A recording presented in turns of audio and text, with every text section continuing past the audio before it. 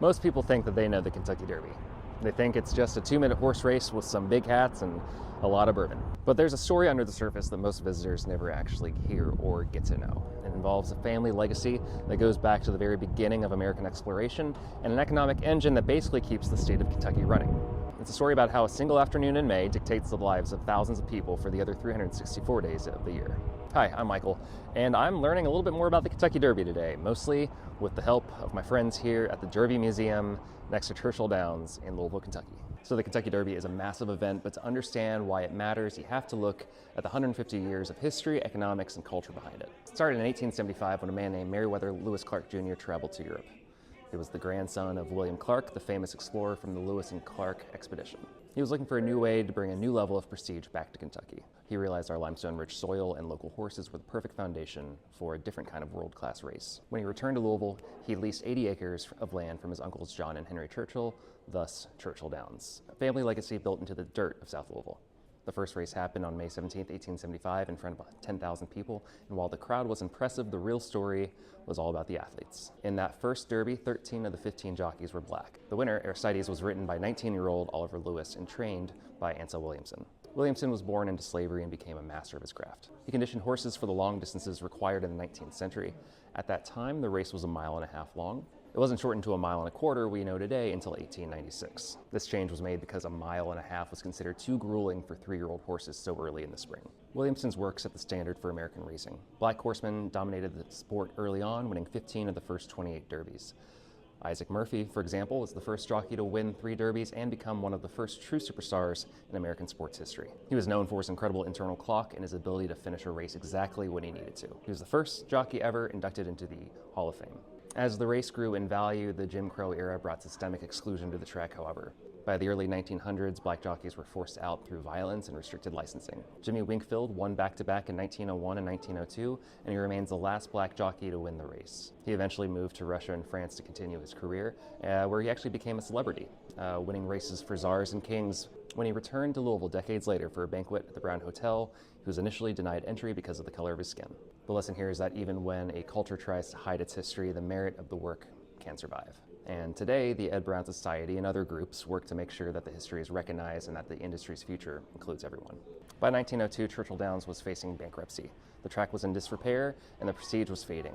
But it was saved by Matt Winn, a promoter who understood that the Derby needed to be an experience. He realized that the sport alone might not be able to keep the gates open, so he brought in celebrities and focused on high fashion. He's also the one who made the Twin Spires the face of the track, and those Twin Spires were designed by Joseph Dominic Valdez in 1895.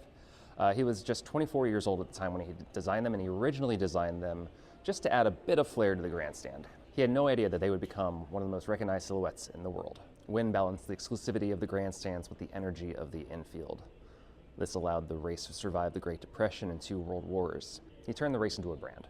This era also saw the rise of the Calumet Farm in Lexington.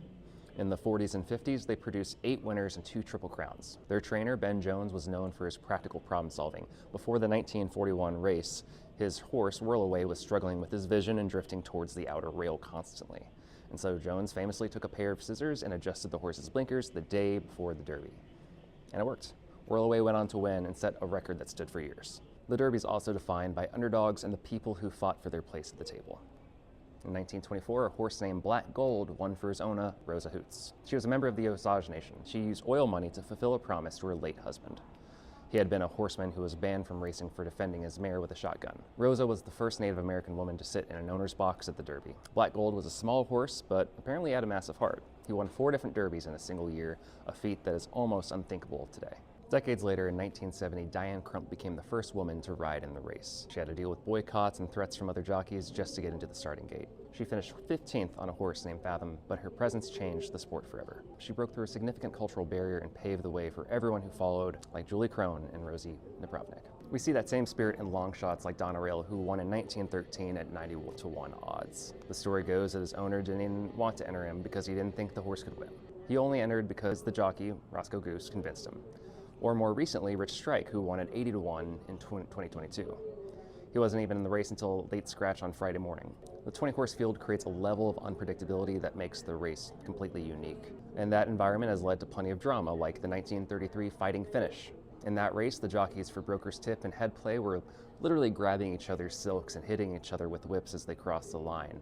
They ended up brawling in the locker room afterwards. Then there's the disqualification of Dancer's Image in 1968. It was the first time a winner was stripped of his title after the race. The horse tested positive for medication that was legal in other states, but not in Kentucky at the time.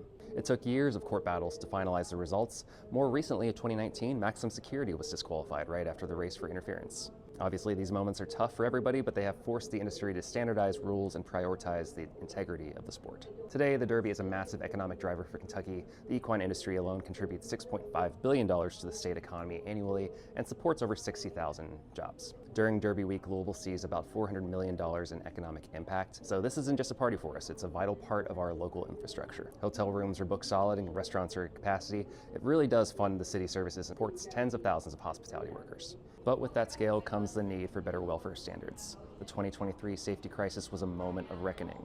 It led to the involvement of the Horse Racing Integrity and Safety Authority. They brought in new rules for track services and veterinary screenings. We're seeing more use of wearable tech and PET scans now to catch injuries early. The lesson is that for this tradition to continue, the health of the horses has to be the priority, and we have to adapt our methods to protect the animals that make this at all possible. We saw that same institutional resilience again in 2020. For the first time in 75 years, the Derby was not held on the first Saturday in May. Because of the global pandemic, the race was pushed back to September. There were no fans in the stands, and the usual roar of the crowd was replaced by a strange silence. But even in a year that shut down the rest of the world, the walkover continued. Authentic won that year in front of empty bleachers. It was a somber moment, but it proved that the race is a permanent fixture. Even when the world stops, the Derby finds a way to move forward. It reinforced the idea that this isn't just a party to us, it's a fundamental part of the Kentucky calendar that can be delayed, but not totally defeated. Tradition is the glue that holds all of this together. The mint julep became the official drink in 1938 because people were already drinking them and stealing the glasses. The track decided to charge extra for the glass so people could take them home, and it was a brilliant pivot that turned a loss into a souvenir empire.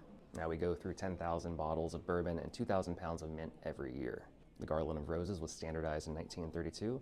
It takes a team from Kroger nearly 10 hours to hand sew all 400 roses onto the fabric. Every rose has its own water vial to keep it fresh for the winning horse. When the University of Louisville band plays My Old Kentucky Home and the horses step onto the track, you're seeing a tradition that has navigated 150 years of change. You're seeing a business that turned a souvenir glass into a massive revenue stream, and a city that becomes the epicenter of the world for one afternoon. It started with the grandson of an explorer, it survived on the backs of black horsemen, and it was saved by a man who really knew how to throw a party. The Kentucky Derby is the most exciting 2 minutes in sports, but it's also the engine of our local economy here in Louisville and a major part of our identity. It's about the grit of the athletes, the history of the land, and the way this community comes together every single May. It's also a 150-year-old promise that on the first Saturday in May, the eyes of the world will be on Louisville, and as long as we keep learning from our history and protecting the future of these horses, that promise will remain unbroken.